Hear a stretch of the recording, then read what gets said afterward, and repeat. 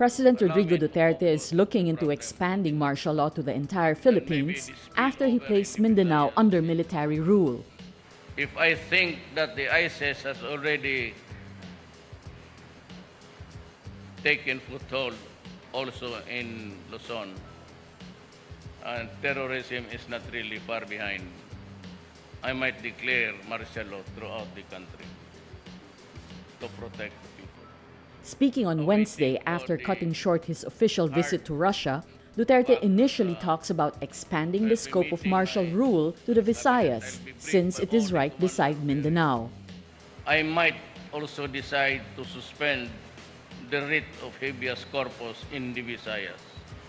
Remember that this is not intended for the law-abiding citizen. We are the least of your worry. But if you confront government, and my orders are, one, to enforce the law, and anyone caught possessing a gun and confronting us with violence, my orders are shoot to kill. Duterte says he will be harsh in implementing martial law, which he adds will not be any different from military rule under dictator Ferdinand Marcos. On May 19, he said in a speech that declaring martial law may solve all of Mindanao's problems. Ako nag-warning talaga. Please do not force my hand into it. I hate to do it. I do not want to do it. Pero pagka there will be loss of lives needlessly, tapos kawalang rason-rason just to kill, and kill, I will declare martial law in Mindanao. And if I declare martial law in Mindanao, I will solve all that ails the island. Duterte critic Senator Sonny Trillanes says martial law in Mindanao is a prelude to the imposition of martial law nationwide.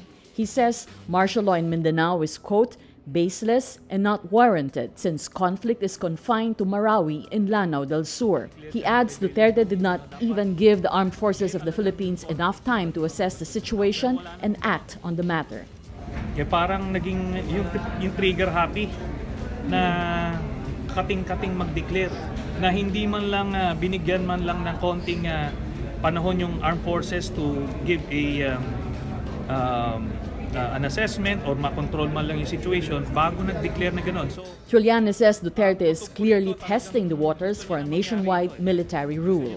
Bibigyan mo ng palugit ito si Duterte, ang susunod dito yung buong Pilipinas na.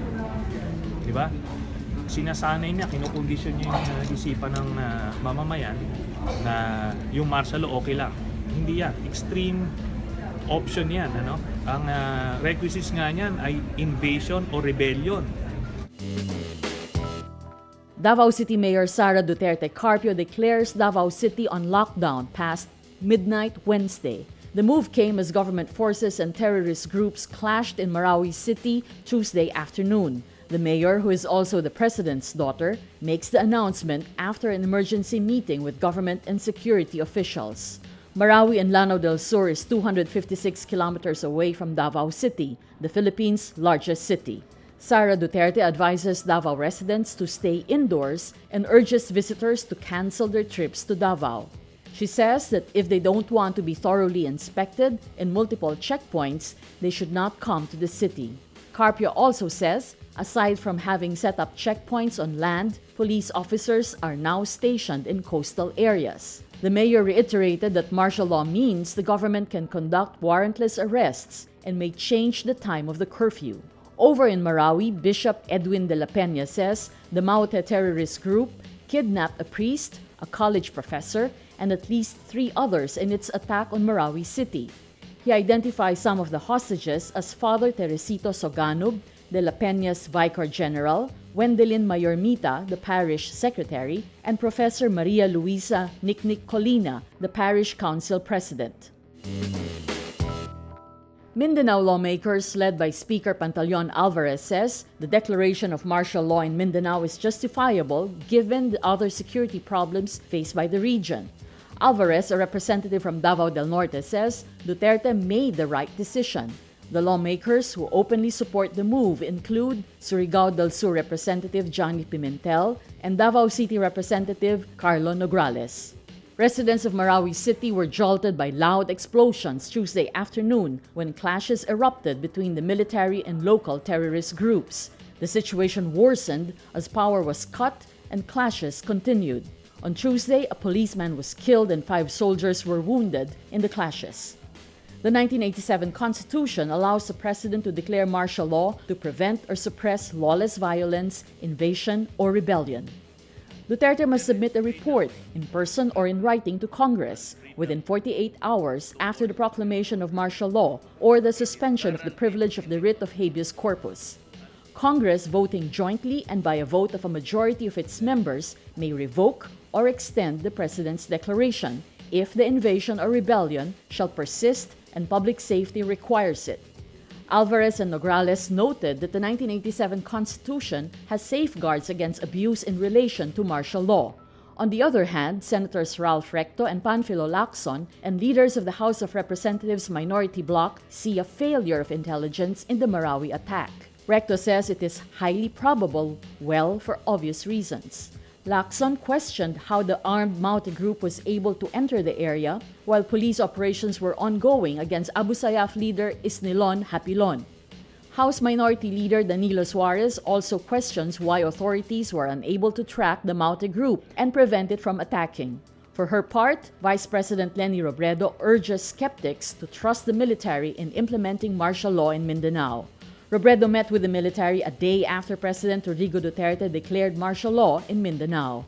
A human rights lawyer, Robredo has been vocal about her stance against the return of authoritarian rule to the country through martial law. The much-anticipated Public-Private Partnership or PPP projects aimed at developing 5 small regional airports across the Philippines have been canceled.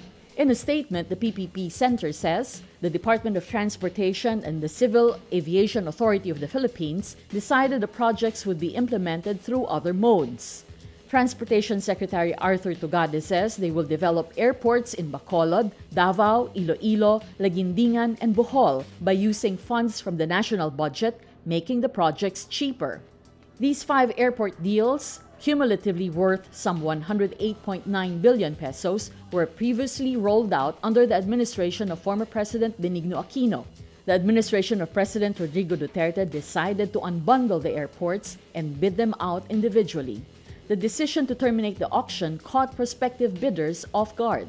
Philinvest COO Eleuterio Coronel says he's disappointed and embarrassed over the abrupt termination of the PPP auction. Metro Pacific Chief Finance Officer David Nicol says it's the government's call. U.S. President Donald Trump meets Pope Francis at the Vatican for the first time Wednesday. Before the private audience, the pontiff and Trump posed for the cameras in a cordial handshake. It came on the 3rd leg of Trump's first overseas trip as president, which has already taken him to Saudi Arabia, Israel, and the Palestinian territories. Trump and the Pope have clashed repeatedly on several issues, ranging from migration to unbridled capitalism and climate change. They also disagree on issues like the death penalty and the arms trade, but both oppose abortion.